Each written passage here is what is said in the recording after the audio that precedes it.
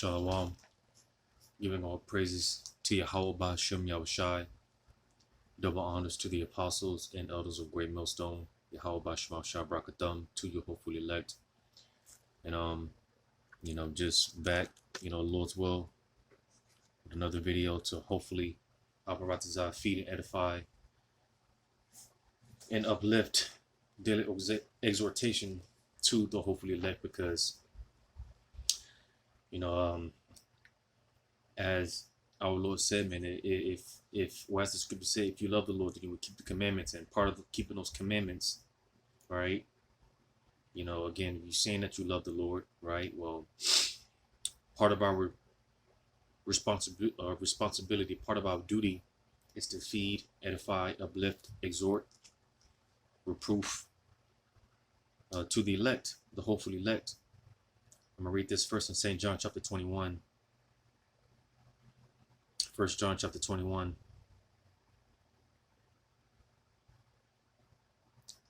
1 John chapter 21. I'm going to start at verse 13. It says, Yahawashi then cometh and taketh bread and giveth them, and fish likewise. This is now the third time that Yahawashi showed himself to his disciples, after that he was risen from the dead. So when they had dined, Yahawashi saith to Simon Peter, Simon, son of Jonas, lovest thou me more than these? He saith unto him, Yea, Lord, thou knowest that I love thee. He saith unto him, Feed my lambs. He said to him again the second time, Simon, son of Jonas, lovest thou me? He saith unto him, Yea, Lord, thou knowest that I love thee. He saith unto him, Feed my sheep. He saith unto him the third time, Simon, son of Jonas, lovest thou me? Peter was grieved, because he said unto him the third time, Lovest thou me? And he said unto him, Lord, thou knowest all things. Thou knowest that I love thee. Yahawashi said unto him, Feed my sheep.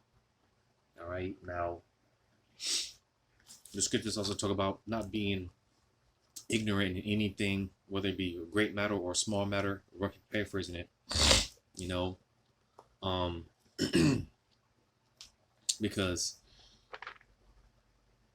when it comes to the scriptures, a lot of the scriptures are simple, but at the same time, it can be deep. It can have a deeper understanding to them. But not to get into all that. But basically, Yahawashi asked Peter 3 times, because 3 goes into basically emphasis, and the emphasis here being that in regards to the sheep. All right, again, you say you love the Lord. If you love the Lord, as the scriptures say, as I quoted, you would keep the commandments. And part of, like I said, keeping the commandments, doing our due responsibilities, our due diligence, is feeding the sheep, feeding the lamb, feeding the flock of Yahawah bahasham Yahawashi. This is a part of our what we're supposed to do. So again, the scriptures going to daily exhortation, uplifting one another, So this is what it's about. All right. And like I said, Lord's will, this video is it's edifying and uplifting to the elect, to the sheep, whoever they are. I don't know who watches my videos, but nevertheless, the Spirit is on me to keep pushing these videos. So to whom this may concern, again, Lord's will, this is edifying and uplifting to the flock, to the hopefully elect, man. And basically what I just want to get into real quick, going into, because I just uploaded the video, going into basically not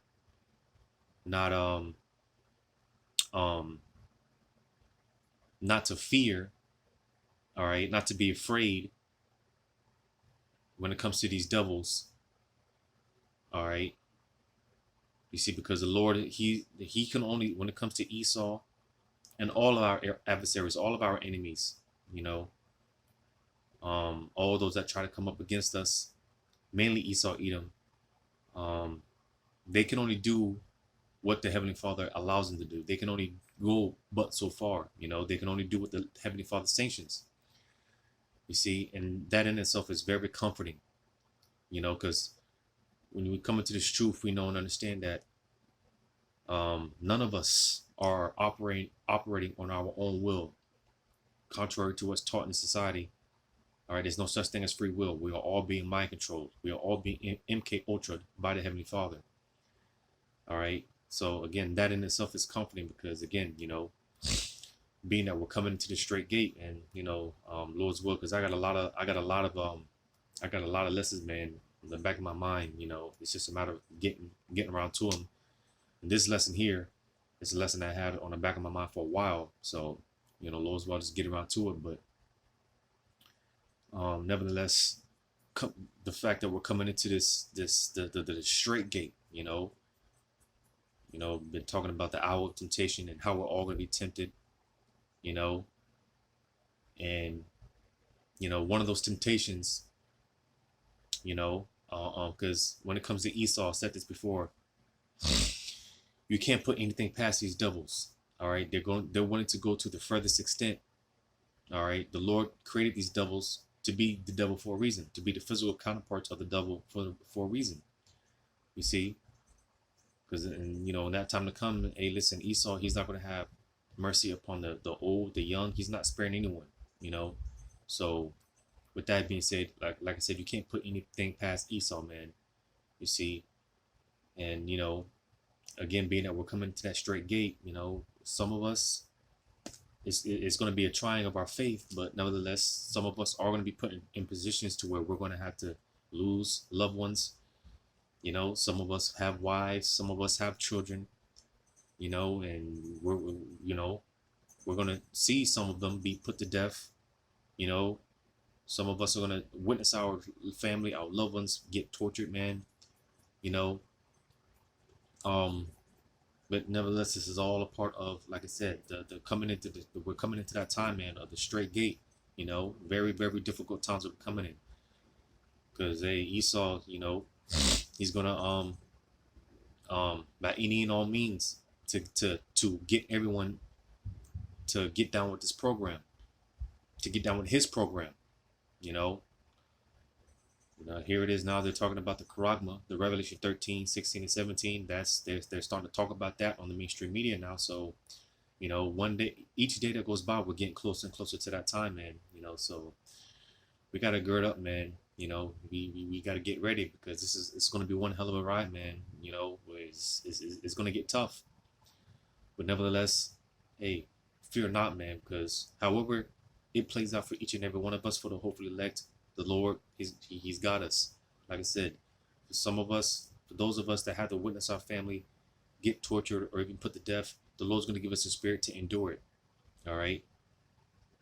Whatever Esau does, however he comes about it, like I said, for one, the Lord is allowing him to do it. But, again, who are these devils? They're mere men. They're mortal men. You see. So with all that being said, when they start coming at us and attacking our livelihoods and putting the squeeze on us, all right, we can't give in to that spirit of fear. And that's what I want to talk about in this lesson, going into that spirit of fear. All right, as the scriptures tell us. Well, let me get it.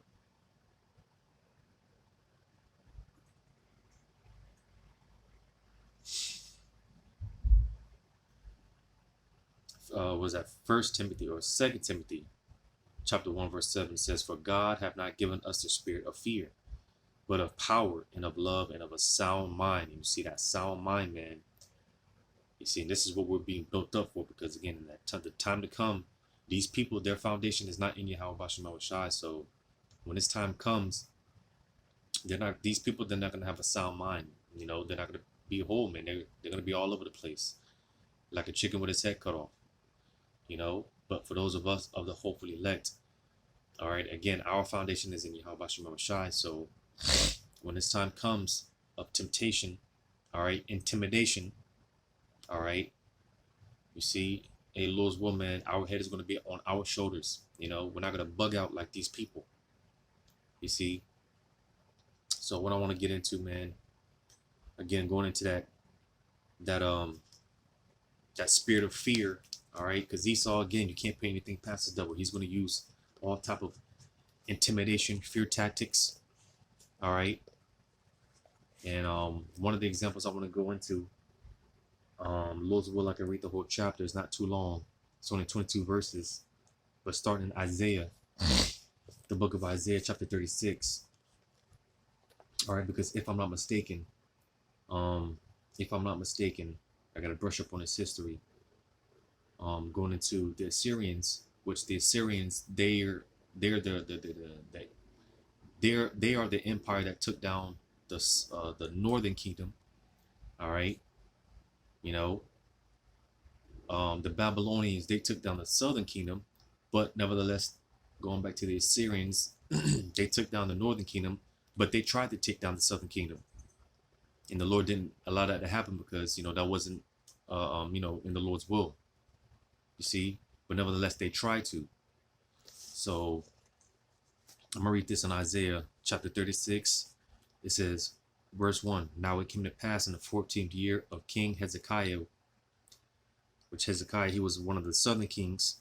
All right, he was one of the kings of the southern kingdom, that Sennacherib, king of Assyria, came up against all the defense cities of Judah and took them. And the king of Assyria sent Rabshakeh from Lachish to Jerusalem unto King Hezekiah with a great army, and he stood by the conduit of the upper pool in the highway of the fuller's field. Now, matter of fact, real quick,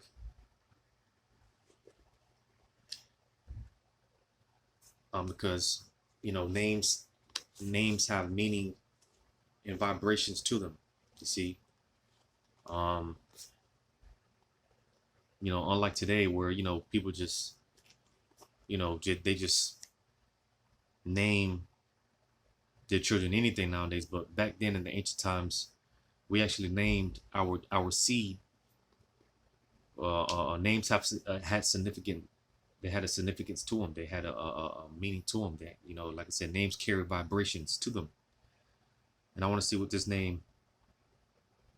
I want to see what this goes into with this guy Rabshakeh, because that's pretty much the spirit that Esau is going to come in. All right, but you're going to get into it.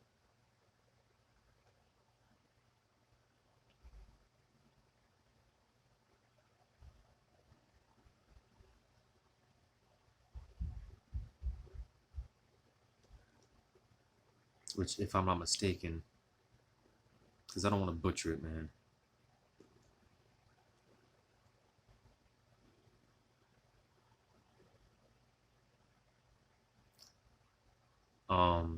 I do believe it's the word Rabshakeh. I think it goes into a cupbearer, if I'm not mistaken. A chief cupbearer, chief of officers. Well, yeah, I gotta look into it some more, and it's all good, because hey, we're always learning. We're always supposed to be learning. So, been getting into these definitions, man. Got to get into the Hebrew and the Greek. Learn a little bit of Latin. Get into the NLT and all these other versions. And if the Spirit is with us, then hey, these things will be. It'll be revealed, but nevertheless, going into this guy Rabshakeh, whom the king of Assyria sent, right? I'm read it again.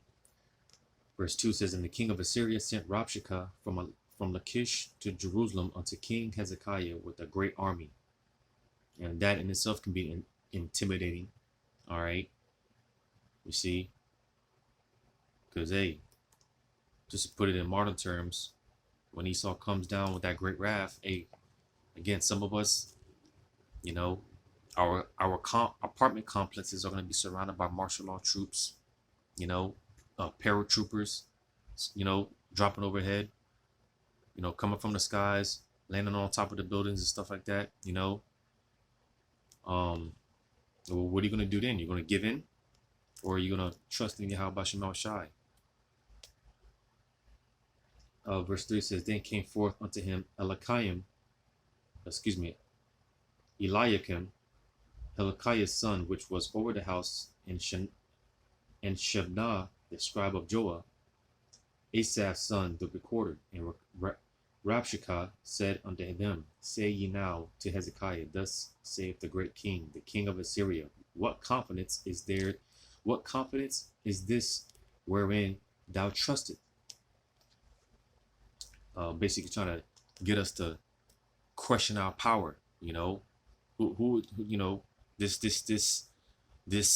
Yahawah character. Who is this? This Yahawah God, because you gotta understand, even before Yahawah, all right, which that's the name of who the world calls God, all right, his name is Yahawah. All things are done in the name of his only begotten son, who the world ignorantly calls Jesus. His name is Yahawashi, all right. But you gotta understand, like, even before that, the deliverance of ancient Egypt, Yahawah, all right, it was just, because at that time you had many gods, all right, and Yahawah, it was just another god that was just, out there. It was just to the average individual, Yahawah was just another one of those idols that was out there until the Lord magnified his name.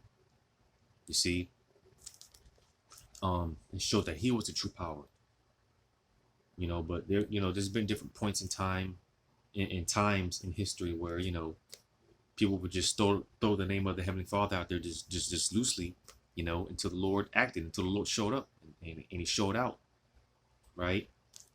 So reading again, it says, verse 4, And Rabshakeh said unto them, Say ye now to Hezekiah, Thus saith the great king, What king of Assyria? What confidence is this wherein thou trustest? I say, sayest thou, but they are but vain words. I have counsel and strength for war. Now on whom doest thou trust, that thou rebellest against me? Lo, thou trustest in the staff of this broken reed on Egypt, wherein if a man lean, it will go into his hand and pierce it. So is Pharaoh king of Egypt to all that trust him. But if thou say to me, We trust in Yahawah our power, is it not he whose high places and whose altars Hezekiah hath taken away, and said to Judah and to Jerusalem, Ye shall worship before this altar? Now therefore give pledges, I pray thee, to my master the king of Assyria, and I will give thee 2,000 horses, if thou be able on thy part to set riders upon them. How then wilt thou turn away the face of one captain of the least of my master's servants, and put thy trust on Egypt for chariots and for horsemen? Because that's another thing going into the history of our people. They always put their trust. During this time, our people had a bad habit of putting their trust in Egypt. All right. Because, Egypt, they had the horses and, the chariots and things of that nature. Right. Our people had a bad habit of putting their trust in Egypt. You see, and it's the same thing today. Our people putting their trust in modern day Egypt, which is America. All right. And like it told you in verse 6, it says, Lo, thou trustest in the staff of this broken reed. You're trusting in this, this, because the staff is something, it's kind of like a support system, so to say. And again, our people are putting their trust, because, Esau, which he's the modern day Pharaoh, all right, of modern day Egypt, all right, giving out, the benefits, the EBT and the welfare, and, the stimulus money and all that stuff, right? So our people, they put their trust in that, right? This is what our people, they put their trust in, you so-called blacks, Hispanics, Native American Indians. You put your trust in this system, right? But it said, the staff of this broken reed, because America's getting ready to fall, you see. It said on Egypt, wherein if a man lean, it will go into his hand and pierce it. So is Pharaoh, king of Egypt, to all that trust in him. But if thou say to me, We trust in Yahawah our power, is it not he whose high places and whose altars Hezekiah hath taken away, and said to Judah and to Jerusalem, Ye shall worship before this altar? Now I don't know if it's gonna say it in this chapter, but yep. Okay, yeah. So I just seen it. So let me not jump the gun. Um, so reading on verse 8, it says, "Now therefore give pledges," because it also, if I'm not mistaken, I believe Hezekiah, because you had concerning the kings of of the southern kingdom, the kings of Judah, you had some that were good and some that were righteous, or some that were good and some that were wicked, right? Some of them started out good and ended up wicked. Some of them started out wicked and ended up, good, so to say. And if I'm not mistaken, I believe Hezekiah, he was one of those kings. If I'm not mistaken, he was one of those kings that he started out wicked and ended up being one of the good kings, so to say, because I might have to look into this real quick, because it said verse 7 said, "But if thou say to me, we trust in Yahawah our power, is it not he whose high places and whose altars Hezekiah hath taken away, and said to Judah and to Jerusalem, ye shall worship before this altar?" So let me look this up real quick concerning King Hezekiah.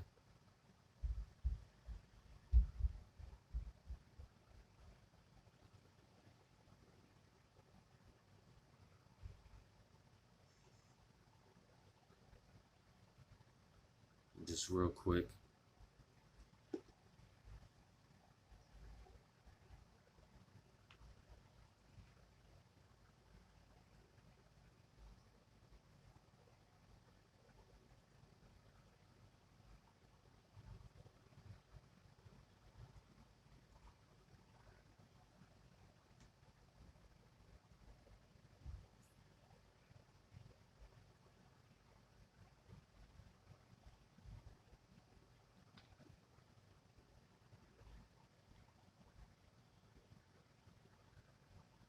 Because King Hezekiah, I believe he ordered like I believe if you look this up, it'll go into like King Hezekiah. He was one of those that I think it'll say something along the lines how he basically um had like a religious reformation, if I'm not mistaken, like reforms.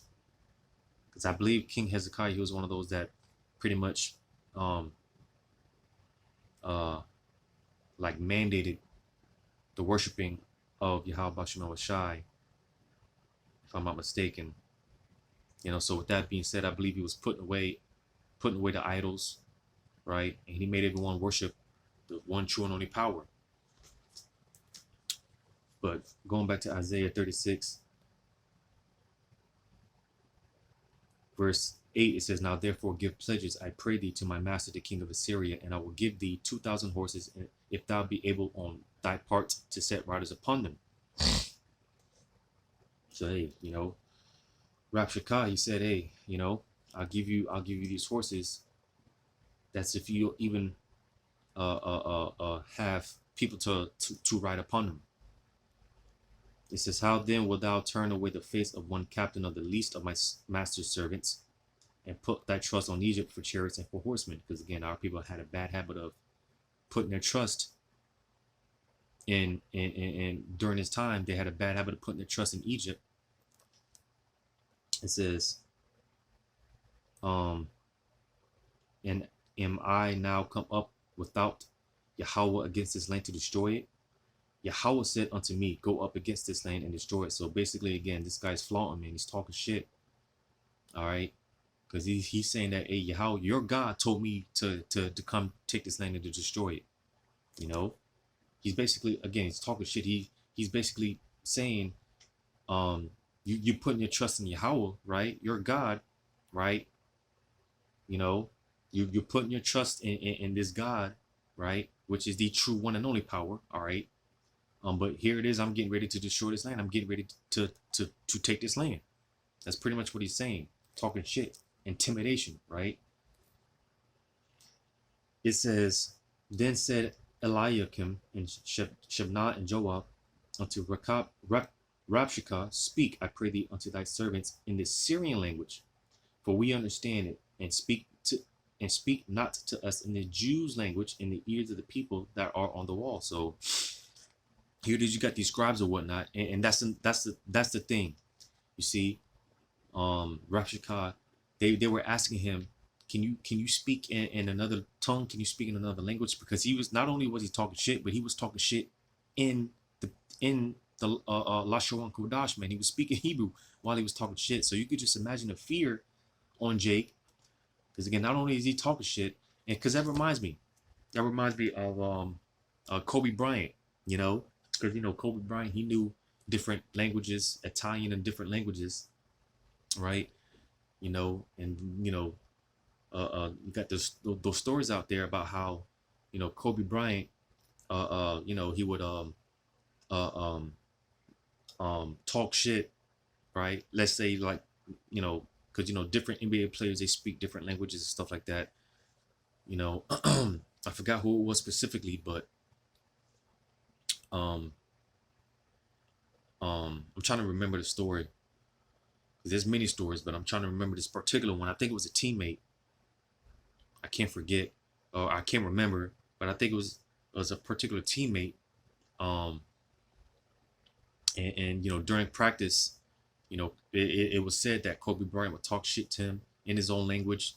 You see, that can be that can be pretty discouraging, while you're getting your ass beat the whole time, just to kind of paint a little picture of what's going on here.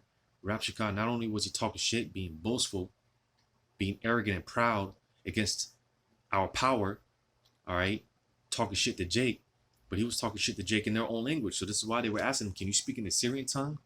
Read that again. Verse 11, then said Eliakim and Shebna and Joah unto Rabshakeh, speak, I pray thee, unto thy servants in the Syrian language, for we understand it, and speak not to us in the Jews' language, in the ears of the people that are on the wall. All right, so he's like, can they were asking, can you just, basically, can you chill out and just, speak to us in the Syrian, don't speak to us in the Hebrew, right? Verse 12, but Rabshakeh said, have my master sent me to thy master and to thee to speak these words? Have he not sent me to the men that sit upon the wall, that they may eat their own dung and drink their own piss with you? Then Rabshakeh stood and cried with a loud voice in the Jews' language and said, hear ye the words of the great king, the king of Assyria. So basically, again, when they asked him, can you speak to us in the Syrian language? Can you not speak to us in the Hebrew, right? Rabshakeh, he basically said, man, he basically said, hell no, man. And he, not only did he basically say hell no, he basically got up and, basically, trying to picture it, man. I'm trying to, because there's one particular movie scene, because again, it's kind of like, you pulled someone to the side and again, you just, trying to be humble. Can you, such and such, can you not, you put them to the side, away from the crowd and, away from everyone. Can you, not do such and such, please? Can, such and such, it's pretty much kind of that's kind of what's going on here. But not only that, not only did he just basically say the hell with that, he got up, he got up and, started talking more shit. All right. He basically proclaimed with a loud voice. That's why I said, verse 11 or verse 13 rather. Verse 13, it said, then Rabshakeh stood, right, and cried with a loud voice in the Jews' language. You see? Because again, they kind of pulled him to the side. Can you not do such and such? But no, he said the hell with that. He got up and, started talking more shit in our language. You see? And said, hear ye the words of the great king, the king of Assyria. Thus saith the king, let not Hezekiah deceive you, for he shall not be able to deliver you. Neither let Hezekiah make you trust in Yahawah, saying, Yahawah will surely deliver us. This city shall not be delivered into the hand of the king of Assyria. So you see, all right. And again, you can just imagine Jake. Here it is, this guy, he's talking shit. Not only is he talking shit, but he's talking shit in our own language, speaking our own language, right? You know, because again, as I read earlier, Reb Shakah, he was talking shit. Well, if if your God is really with you, if Yahawah is really with you, well, why is it that I'm here and I'm getting ready to take the land? I'm getting ready to destroy this whole land. You can just kind of picture the, the emotion, panic probably starting to set in, Jake probably starting to doubt, starting to worry, right? Because again, this guy Rapshakah, he's basically telling Jake, hey, don't listen to your king, don't listen to King Hezekiah, because hey, we're supposed to put our trust in Yahawashi, right? Well, hey, this guy's like, well, hey, listen, don't listen to this guy telling you to put your trust in Yahawah, right? Yahawashi, don't listen to him, because hey, I'm about to take this land, I'm about to destroy it. We're about to destroy it, right? It said, hearken not to Hezekiah, for thus saith the king of Assyria, make an agreement with me, buy a present and come out to me and eat ye everyone of his vine and everyone of this fig tree, and drink ye everyone the waters of his own cistern, until I come and take you away to a land like your own land, a land of corn and wine, a land of bread and vineyards. Beware lest Hezekiah persuade you, saying, Yahawah will deliver us.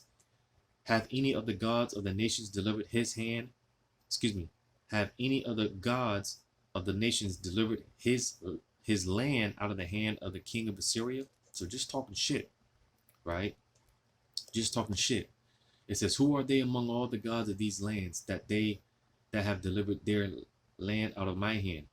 That Yahawah should deliver Jerusalem out of my hand. So basically, again, talking shit, You see, because again, during that time, the Syrians, they were conquering, all right? They had the great military force and power and all that, all those other things, all right? And they were just conquering, right? And Rapshakah is basically telling them, hey, listen, look at what, look at all the conquering that we're doing. Have any of the gods of these other nations delivered them out of the hand of the king of Assyria? No.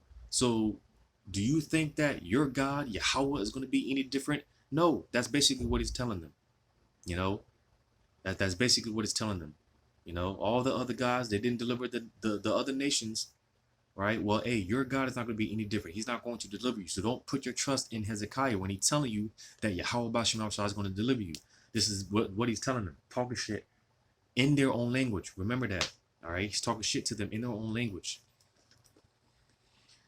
It says, verse 19, we are the gods of Hamath. Where are the gods of Hamath and Arphad? Where are the gods of Sepharvaim, and have they delivered Samaria out of my hand? Who are they among all the gods of these lands that have delivered their hand out of my hand, that Yahawah should deliver Jerusalem out of my hand? But they held their peace and answered him not a word. For the king's commandment was saying, answer him not, because King Hezekiah told him don't say nothing. Then came Eliakim, the son of Hilkiah, that was over the household, and Shebna, the scribe, and Joah, the son of Asaph, the recorder, to Hezekiah with their clothes rent, and told him the words of Rapshakah. So you see, all right, all this fear, all this intimidation, right? Well, hey, word got back to King Hezekiah. They, the scribes, they brought these words back to Hezekiah, King Hezekiah, right? I'm going to go ahead and read some of Isaiah 37. I'm not going to read the whole chapter. But I'll start at verse 1. It says, and it came to pass when King Hezekiah heard it, that he rent his clothes and covered himself with sackcloth and went into the house of Yahawah. And he sent Eliakim, who was over the household, and Shebna, the scribe, and the elders of the priests covered with sackcloth unto Isaiah the prophet, the son of Amos. All right, because the renting the clothes and the covering yourself with sackcloth, these were signs of mourning, right? Because again, this guy, he was talking shit, man, and hey, if you're carnal, then hey, you're gonna, like I said, you could just imagine that Jake, the panic probably started to set in, and they don't know what's gonna happen, right? Well, hey, This is why the flesh is going to react a certain way. And this is what we've been trained up. This is what the Lord has been training us up to hopefully elect. Because again, the flesh is going to react a certain way, but this is why the Spirit has to kick in.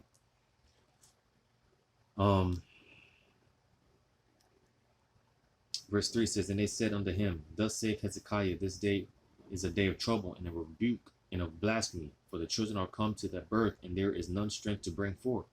It may be Yahawah thy power will hear the words of Rabshakeh, whom the king of Assyria his master hath sent to reproach the living power, and will reprove the words which Yahawah thy power hath heard. Wherefore lift up thy prayer for the from the remnant that is left. So the servants of King Hezekiah came to Isaiah, and Isaiah said unto them, thus shall ye say unto your master, thus saith Yahawah, be not afraid of the words that thou hast heard, wherewith the servants of the king of Assyria have blasphemed me. Because again, all this, it was presented unto Isaiah, all right, because the prophets, they are the spokesmen of Yahawashi, so Isaiah's, the prophets are the messengers, man. Oftentimes when people had they wanted to inquire something, they would go to the prophets, right? So Isaiah this is what he told them to tell them. Verse 6 again, and Isaiah said unto them, thus shall ye say unto your master, thus saith the Lord, be not afraid of the words that thou hast heard, wherewith the servants of the king of Assyria have blasphemed me. Behold, I will send a blast upon him, Salakia. I'll probably have to come back real quick, come back for part 2, yeah, because these people are supposed to be coming by to do this inspection. So Lord's will, I'll come back with a part 2, Salakia, about that. So hopefully this first part has been edifying. Giving all praises to Yahawah Yahawashi. Double honors to the apostles and elders of Great Millstone. Yahawah Yahawashi brought the thumb to you, hopefully elect. Again, Lord's will, I'll be back with a part 2. Shalom.